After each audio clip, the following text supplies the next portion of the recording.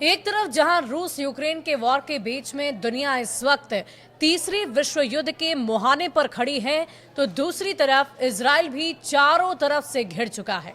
नमस्कार, आप देख रहे हैं न्यूज 18 बिहार झारखंड का डिजिटल प्लेटफॉर्म। मैं हूं शुभम मिश्रा आपके साथ।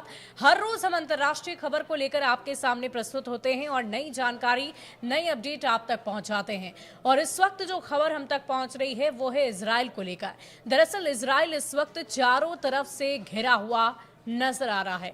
एक तरफ हूती, दूसरी तरफ हमास और तीसरी तरफ सीरिया ने भी अटैक कर दिया और इजराइल बीच में खड़ा है और ये सोच रहा है, प्लानिंग चल रही है, समझ रहा है कि आखिर कैसे बचा जाए, कैसे अटैक किया जाए। इसी पर आज हम चर्चा करेंगे। हमारे साथ वरिष्ठ सहयोगी नीलेश जी मौजूद हैं, उनसे ही पूरी जानकारी लेते हैं कि इस वक्त क्या स्थिति इजराइल की बनी हुई है और कैसे वो चारों तरफ से घिरा हुआ है। सर, सबसे पहले इस वक्त इजराइल की क्या स्थिति है, इस पर नजर डालेंगे। जी शुभी। इजराइल जो है अभी कई मोर्चों पर संघर्ष कर रहा है। जो ताज़ा खबरें हमारे पास आई है, वहाँ पर गाजा पट्टी में जो है हमास की ओर से जो हमला हुआ है उसमें इजराइल के 3 सैनिक मारे गए हैं, उसमें इजराइल का एक कमांडर भी है। और ये सबसे बड़ा नुकसान माना जा रहा है जब से गाजा पट्टी में हमास और इजराइल के बीच जो जंग चल रही है पिछले 2 साल से, इसमें इजराइल को ये सबसे बड़ा नुकसान माना जा रहा है। हमास ने जो ताज़ा हमला किया है उसमें इजराइल के 3 सैनिक मारे गए हैं। इससे इजराइल जो है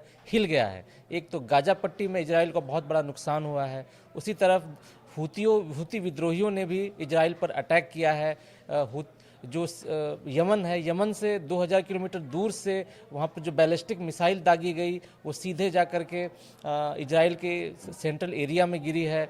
2 दिन पहले भी हूती विद्रोहियों ने वहाँ पर बैलिस्टिक मिसाइल दागी थी। और ये इजराइल का सबसे व्यस्त हवाई अड्डा है, बेन गुरियन हवाई अड्डा, उसको निशाना बनाने की कोशिश की गई थी। निशाना बनाया जी, गया था। कुछ दिन पहले भी निशाना बनाने की कोशिश की गई थी। उस समय बेन गुरियन हवाई अड्डा जो है बहुत बिजी था, बहुत सारे यात्री थे वहाँ पर। और ठीक उसी वक्त यमन की ओर से दागी गई मिसाइल, उस वक्त इसका असर भारत में भी देखा गया था। भारत से भी कई जो विमान वहां जा रहे थे उसको रद्द किया गया था। इस बार भी कुछ ऐसी स्थिति हो सकती है? जब उस समय जब हमला हुआ था तो एयर इंडिया की फ्लाइट वहां इजराइल जा रही थी, लेकिन जैसे ही ये हमला हुआ तो ये एयर इंडिया की फ्लाइट को बीच से ही वापस लौटना पड़ा था। उसी समय कई सारी विदेशी एयरलाइंस ने जो है इजराइल की यात्रा रद्द कर दी थी।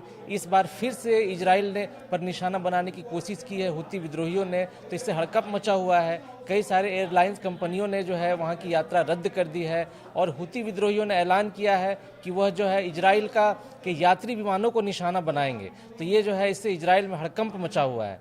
एक तो ये भी है, एक ये दूसरा मोर्चा है इजराइल के लिए। और तीसरा मोर्चा है सीरिया की ओर से जो है एक बार रॉकेट से हमला किया गया और वो इजराइल के जो है बेन गोलन एरिया में जाके गिरा है, गोलान पहाड़ियों के एरिया में जाकर के गिरा है। इससे इजराइल को कोई नुकसान नहीं हुआ है, इजराइल ने ऐसा दावा किया है। लेकिन जो कुछ दिन पहले इजराइल ने सीरिया पर जो हमला किया था उसके जवाब में सीरिया की ओर से ये अटैक किया गया। और ये भी खबर सामने आई है कि जैसे ही सीरिया की ओर से ये फायरिंग हुई तुरंत इजराइल की ओर से भी इसका जवाब दिया गया और सीरिया के कुछ इलाकों में इजराइल की ओर से बमबारी की गई। यानी कि इजराइल जो अभी फिलहाल चारों ओर से घिरा नजर आ रहा है। और ये 3 मोर्चे तो हैं ही, चौथा मोर्चा ईरान का भी है।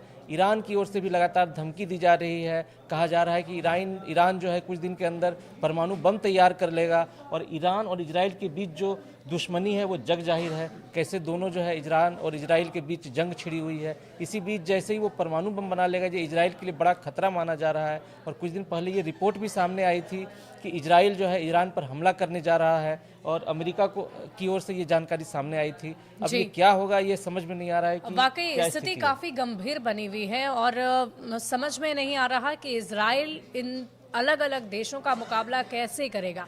हालांकि अभी भी आपने भी जानकारी दी इस पॉडकास्ट से पहले कि इजराइल शांत बैठने वाला देश नहीं है। तो क्या रणनीति बनाई जा सकती है, क्योंकि एक तरफ नहीं हर मोर्चे पर इजराइल घिरा हुआ है, तो कैसे खुद का बचाव कर पाएगा, कैसी तैयारी उससे करनी पड़ेगी, कितनी बड़ी तैयारी कि वो खुद को बचा सके?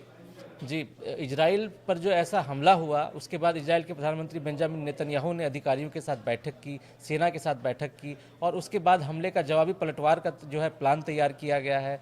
हमास से निपटने के लिए इजराइल ने नई रणनीति बनाई है। गाजा पट्टी में जो है सैनिकों की संख्या बढ़ा दी गई है और आने वाले दिनों में गाजा पट्टी में इजराइल और हमास के बीच युद्ध का नया मोर्चा खुल सकता है, ऐसी संभावना जताई जा रही है। इसी तरह सीरिया पर भी जवाबी अटैक कर दिया है इजराइल ने और ये जो है जंग एक बार फिर से तेज हो सकती है। हालांकि सीरिया की सरकार ने कहा है कि वो युद्ध के पक्ष में नहीं है और उनका इन हमलों में जो है कोई हाथ नहीं है जो इजराइल पर किया गया था, लेकिन इजराइल ने साफ साफ कर दिया है कि अगर इजराइल पर सीरिया के क्या अमेरिका कोई सपोर्ट कर सकता है इजराइल का? क्योंकि कई बार इजराइल ने मांग भी की है, बैठक भी चलती रही, ये कहा जा रहा था कि बैठकों में हम सुलझा लेंगे, इस लड़ाई को रोक देंगे, लेकिन अमेरिका का कोई एक्शन ही नहीं नजर आ रहा है। जी, कुछ दिन पहले हमने देखा कैसे अमेरिका ने एक तरफा जो है हूती विद्रोहियों के साथ समझौता कर लिया था कि यही हूती विद्रोही थे जो इजराइल और अमेरिका के विमानों को लाल सागर में निशाना बना रहे थे।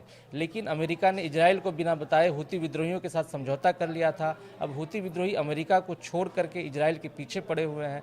इसी तरह कुछ दिन पहले वाशिंगटन में 2 यहूदी नागरिकों पर की हत्या कर दी गई थी। उस समय भी फिलिस्तीन समर्थकों का हाथ सामने आया था और इसी बीच 2 दिन पहले भी अमेरिका में ही यहूदी नागरिकों को निशाना बनाने की कोशिश की गई थी, वहाँ पर बम फेंके गए थे। उस समय भी ये जो है घटना की इजराइल ने कड़ी निंदा की थी और इजराइल ने इसे यहूदी नागरिकों के खिलाफ आतंकवादी घटना करार दिया था और अमेरिका से इस पर कार्रवाई करने की मांग की थी। लेकिन अभी तक जो है अमेरिका की ओर से कोई जो है ठोस कदम सामने नहीं आया है। इससे इजराइल बहुत परेशान है। इजराइल के प्रधानमंत्री बेंजामिन नेतन्याहू जो है बहुत परेशान है। वाकई इजराइल इस वक्त चारों तरफ से घिरा हुआ है और अब हम सभी को यही देखना होगा सर कि आखिर कैसी तैयारी इजराइल की तरफ से की जाती है, किस किस मोर्चे पर इजराइल अपनी तैयारी कर पाएगा, कैसे इन तमाम देशों का मुकाबला कर पाएगा, इस पर सबकी नजर टिकी रहेगी। जी बिल्कुल। और इजराइल के प्रधानमंत्री जो हैं अपने अंदाज के लिए जाने जाते हैं, वो जवाबी कार्रवाई करने के लिए जाने जाते हैं। इजराइल के सैनिक जिसको IDF कहा जाता है वो भी जो है जोरदार हमला करती है। जो वहाँ पर गाजा पट्टी में जंग छिड़ा हुआ है पिछले 2 साल से, उसमें इजराइल के सैनिक कितने सारे सैनिक मारे जा चुके हैं, कितना नुकसान हुआ है, फिर भी इजराइल की सेना वहाँ डटी हुई है और गाजा पट्टी के 70% एरिया में अभी भी इजराइल की सेना का कब्जा है। और कहा जा रहा है कि हमास ने इजराइल के 58 नागरिकों को जो है बंधक बनाकर रखा है। उसको छुड़ाने के लिए इजराइल की ओर से लगातार वहाँ सर्च ऑपरेशन चल रहा है और हमास भी जो है लगातार कार्रवाई कर रहा है। एक तरफ हमास की ओर से हमला हो रहा है तो एक तरफ दूसरी तरफ हूती विद्रोही भी लगातार इजराइल को निशाना बना रहे हैं। कहा जा रहा है कि हूती विद्रोहियों को ईरान की ओर से सपोर्ट मिल रहा है, ईरान की ओर से बैलिस्टिक मिसाइल दिए जा रहे हैं हूती विद्रोहियों को और उसी बैलिस्टिक मिसाइल के बल पर हूती विद्रोही इजराइल पर लगातार अटैक कर रहे हैं। हालांकि इजराइल ने दावा किया है कि हूती विद्रोहियों के अटैक से उन्हें कोई नुकसान नहीं हुआ है, लेकिन 2 दिन पहले जैसे ही वहां पर बैलिस्टिक मिसाइल गिरी थी, तेल अवीव में, यरूशलेम में हड़कंप मच गया था, सायरन गुजने लगी थी और वहां के नागरिक डर के मारे बंकरों में जा छिपे थे। इससे इजराइल में दहशत फैली हुई है और हूती विद्रोहियों ने ऐलान किया है कि वो आगे भी जो है जोरदार हमले करेंगे और उसको बहुत जो है इजराइल पर ताबड़तोड़ हमले करेंगे और इजराइल के विमानों को निशाना बनाएंगे। चलिए देखने वाली बात होगी कि इजराइल कैसे इन तमाम मोर्चों पर खुद को तैयार करता है, कैसे अपने सुरक्षा बलों को और बड़ी तैयारी के साथ सीमा पर लगाता है और कैसे अपने नागरिकों को बचाता है। इस पर सबकी निगाहें टिकी रहेगी। लेकिन इन सब के बीच इजराइल की जो स्थिति है वो बहुत ही तनावपूर्ण है और बहुत ही विकट स्थिति इस वक्त इजराइल के सामने है। लेकिन हमने आपको पहले ही बताया कि बेंजामिन नेतन्याहू किसी भी तरीके से हर मोर्चे पर सिर्फ और सिर्फ वो आगे बढ़कर लड़ना जानते हैं, डट कर सामना करना जानते हैं और हर अटैक का बखूबी जवाब देना भी जानते हैं। तो जाहिर है इजराइल भी पूरी तैयारी कर रहा है। लेकिन इस वक्त जो स्थिति पूरे विश्व भर में बनी हुई है वो कहीं तीसरे विश्व युद्ध का रूप ना ले ले, ये भी सबके मन में एक बड़ा सवाल हो रहा है। लेकिन इन सब के बीच इजराइल की क्या स्थिति है, इस पर हमने आपको पूरी जानकारी दी। इजराइल को खुद का बचाव कैसे करना चाहिए, किन किन मोर्चों पर खड़ा होकर जो विरोधी हैं उनका सामना करना चाहिए, इसके लिए आपको क्या लगता है हमें कमेंट सेक्शन में लिखकर जरूर बताइएगा। शुक्रिया।